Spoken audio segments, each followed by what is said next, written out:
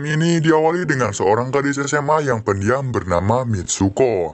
Di sini ia dengan temannya sedang melakukan study tour ke suatu tempat. Diperlihatkan semua orang di dalam bus itu sangat bergembira. Namun ketika Mitsuko sedang menulis puisi, tiba-tiba pulpennya terjatuh dan hal buruk pun terjadi.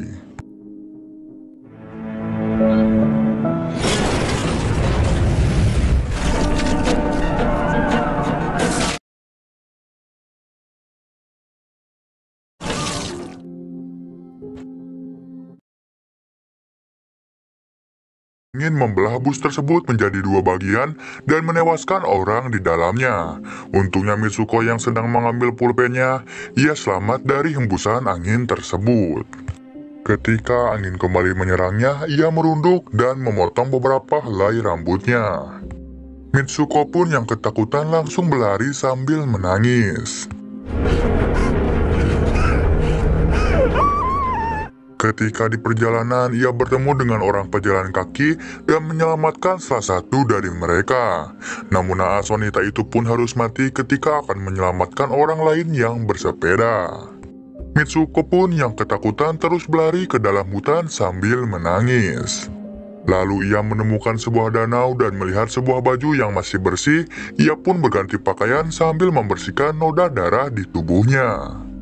Sesudah berganti pakaian, ia terus berjalan melewati hutan dan menemukan sebuah sekolah lain. Namun ketika ia bertemu dengan murid sekolahan tersebut, mereka semua menyebut nama Mitsuko. Lalu tiba-tiba datang seorang wanita yang menghampirinya, ia bernama Aki. Mitsuko yang kebingungan langsung menanyakan kepada Aki sejak kapan dirinya bersekolah di SMA itu, dan mengapa mereka semua tahu tentang namanya.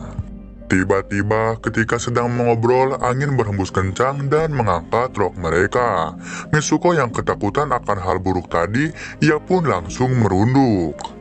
Singkat cerita, ketika angin terus berhembus, Mitsuko langsung berlari ke dalam gedung SMA itu. Aki pun menghiburnya dan menyuruh Mitsuko menceritakan apa yang terjadi. Akhirnya Mitsuko menceritakan, ia bilang bahwa sebelumnya ia bersama teman sekolahannya dan mengalami kejadian yang mengerikan. Suatu angin tiba-tiba membelah bus mereka dan membunuh semua orang di dalamnya. Aki pun yang mendengar hal itu mengira bahwa Mitsuko sedang bermimpi buruk. Ia pun mengajak Mitsuko untuk membuka jendela dan merasakan angin yang berhembus dari luar. Awalnya ia ketakutan, namun Aki terus memaksanya. Akhirnya ia memberanikan diri merasakan hembusan angin itu dan memang tidak terjadi apa-apa. Aki pun mengajak Mitsuko ke kelasnya dan bertemu dengan teman lainnya yang bernama Sur dan Taeko. Ketika mereka mulai mengobrol, Mitsuko pun mulai tersenyum dan melupakan hal buruk tadi. Lalu tiba-tiba Aki mengajak Mitsuko membolos dan pergi ke hutan bersama teman-temannya. Singkat cerita, mereka sampai di sebuah danau dan melihat indahnya pemandangan. Mereka pun mulai merenungkan suatu takdir di mana Sur mengilustrasikan dengan bulu putih dan menanyakan berapa lama waktu yang dibutuhkan bulu untuk jatuh dan bilang di mana ia akan mendarat, semuanya itu sudah ditentukan. Namun ia mengungkapkan bulu itu bisa kita rubah tempat jatuhnya dengan melakukan suatu hal, begitupun dengan takdir.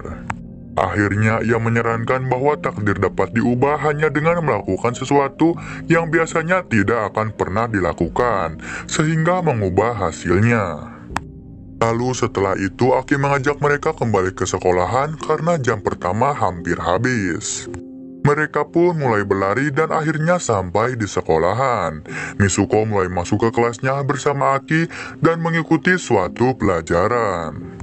Namun tiba-tiba guru yang mengajarnya membunuh mereka kecuali Mitsuko dengan senjata api. Mitsuko terus berlari dan berhasil keluar dari sekolahan itu. Ketika gadis-gadis yang tersisa melarikan diri, salah satu dari mereka memohon kepada Mitsuko untuk memikirkan mengapa ini semua bisa terjadi. Lalu tiba-tiba di tengah-tengah pelariannya, gadis-gadis yang tersisa kemudian terbunuh oleh angin tadi. Mitsuko pun yang ketakutan terus melarikan diri dan bertemu dengan seorang polisi. Ia pun meminta bantuan dan menceritakan apa yang terjadi. Namun polisi itu malah memanggilnya Keiko. Mitsuko pun dengan kebingungan melihat cermin dan ternyata mukanya sudah berubah. Ia kemudian dibawa oleh polisi itu ke suatu gereja di mana ternyata ia akan menikah dengan seorang pria. Sesampainya di sana ia disambut dan bertemu lagi dengan Aki. Mitsuko pun bertanya kepada Aki apa yang sedang terjadi, namun ia hanya bilang bahwa dirinya harus tetap tenang. Singkat cerita, pernikahan pun dimulai. Di sini ia bukannya mendapat pujian, malah mendapat cemoohan dari semua orang yang menghadiri pernikahan itu. Lalu seseorang wanita membuka peti yang terdapat manusia babi di dalamnya, dan ternyata manusia babi itu adalah pengantin prianya. Ketika Mitsuko terpojok dan disuruh mencium pria babi itu, ia menusukkan pecahan beling ke babi itu dan tiba-tiba Aki datang membantu Mitsuko melarikan diri. Ketika Mitsuko selamat, ia berlari ke suatu tempat dan bertemu dengan wanita yang sedang berlari maraton. Mereka pun memanggil Mitsuko dengan nama Izumi. Sungguh bagong sih alur ceritanya, tapi nanti juga di akhir kalian akan paham guys. Oke, lanjut. Setelah itu mereka mengungkapkan bahwa Mitsuko adalah teman mereka. Ketika Mitsuko melewati sebuah cermin yang ada di pinggir jalan, ternyata wajahnya berubah lagi menjadi seorang wanita yang bernama Izumi. Mitsuko pun mulai kebingungan dan berpikir mengapa hal seperti ini bisa terjadi. Akhirnya ia mau tidak mau harus mengikuti lomba lari maraton tersebut. Ketika ia sedang berlari, ia juga melihat temannya Sur dan Taiko yang masih hidup berlari di pinggir jalan. Lalu tiba-tiba manusia babi itu ternyata tidak mati dan mengejar Mitsuko kembali. Mitsuko pun terus berlari dengan takutnya dan ia menuju suatu tempat di mana tempat itu aman dari manusia babi tersebut. Tiba-tiba ada seorang wanita yang mengajaknya ke suatu tempat. Mitsuko pun mengikutinya dan ketika sampai ia melihat anak SMA yang berdiri seperti zombie di depannya. Lalu wanita itu pun tiba-tiba mengancam Mitsuko dan akan membunuhnya. Untungnya ia diselamatkan oleh Aki, ia pun membawa Mitsuko pergi dari tempat itu. Lalu Aki menyuruh Mitsuko mengatakan bahwa dirinya Mitsuko bukan Izumi. Seketika dirinya pun berubah menjadi Mitsuko kembali. Setelah itu Aki mengungkapkan bahwa mereka semua berada di dunia fiksi dan ada seseorang yang menjebaknya di dunia fiksi tersebut. Aki pun berkata bahwa seseorang ini akan terus membunuh orang lain kecuali Mitsuko, karena ia sebagai karakter utama dalam permainan ini. Lalu Aki menyuruh Mitsuko untuk melakukan suatu hal supaya semuanya bisa selamat. Dan untuk mencapai hal itu, Aki menyuruh Mitsuko membunuhnya dengan menarik kabel di tangannya. Awalnya Mitsuko menolak, namun karena paksaan Aki, ia pun melakukannya. Setelah membunuh Aki, tiba-tiba sebuah portal terbuka dan Mitsuko pun masuk ke portal tersebut. Ketika ia melewati portal itu, ia mendapati dirinya berada di kota suatu klub yang bernama Dunia Pria.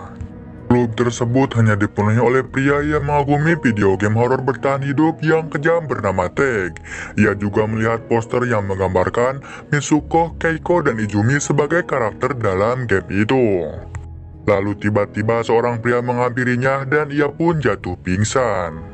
Ketika terbangun, ia sudah berada di sebuah kuil dan melihat semua boneka manusia yang terlihat nyata. Semakin dalam Mitsuko masuk ke kuil itu, ia melihat seorang laki-laki tua jompo memainkan permainan di TV-nya, di mana Mitsuko, Izumi, dan Keiko sebagai karakter game itu. Lalu seketika laki-laki tua itu melihat ke Mitsuko dan mengungkapkan bahwa Mitsuko sudah lama meninggal. Ia mengungkapkan bahwa dirinya telah mengambil DNA-nya dan juga teman-temannya untuk dimasukkan ke sebuah game miliknya. Seketika Mitsuko hanya terdiam, lalu ia melihat seorang pria membuka bajunya dan mengajak Mitsuko mantap-mantap. Ia pun naik ke kasur itu, namun ketika akan disodok pria itu, ia mengingat perkataan Sur bahwa takdir bisa diubah. Akhirnya Mitsuko berteriak kepada pria itu untuk berhenti bermain dengan gadis-gadis seperti mainan. Ia pun merobek salah satu bantal dan menghujani ruangan dengan bulu dari bantal tersebut. Lalu setelah itu Mitsuko bunuh diri dengan menusuk perutnya menggunakan tongkat pria tua itu. Scene berpindah diperlihatkan di setiap awal permainan Mitsuko, Keiko, dan Izumi bunuh diri. Akhirnya, roh orang-orang yang terperangkap dalam game tersebut bisa terbebaskan. Lalu diperlihatkan Mitsuko kemudian terbangun sendirian di padang salju putih dan melarikan diri. Ia mengatakan bahwa sekarang semuanya sudah berakhir.